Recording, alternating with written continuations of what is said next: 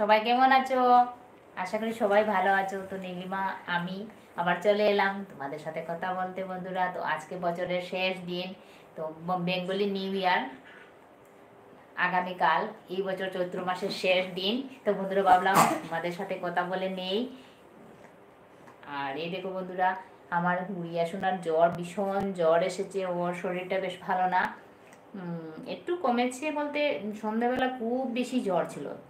এত বেশি জ্বর ছিল মানে কথা বলতেই পারছিল না, তো কান্না করছিল আমার মেয়ে।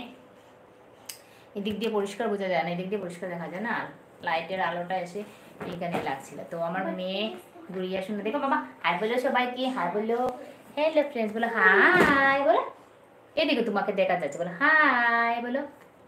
তো বন্ধুরা তাড়াতাড়ি জয়েন হয়ে যাও, thank you for joining one friends.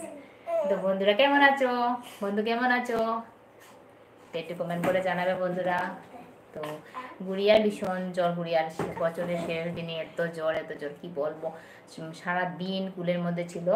তো আজকে আমরা পাচন খাওয়ার দিন, নিরামিষ করা হয়, নিরামিষ খাওয়া দাওয়া করা হয়। তো আমি নিরামিষ রান্না বান্না করেছি, ডাল করেছি, সবজি করেছি, একটা চাটনি করেছি, শাক করেছি। তো বন্ধুরা এগুলিই করেছি আজকে। আর ওকে নিয়ে ভীষণ কষ্ট হয়েছে রান্না বান্না করতে, ওর শরীরটা বেশ ভালো না। কথা বলো, হাই বলো, হাই, হাই বলো।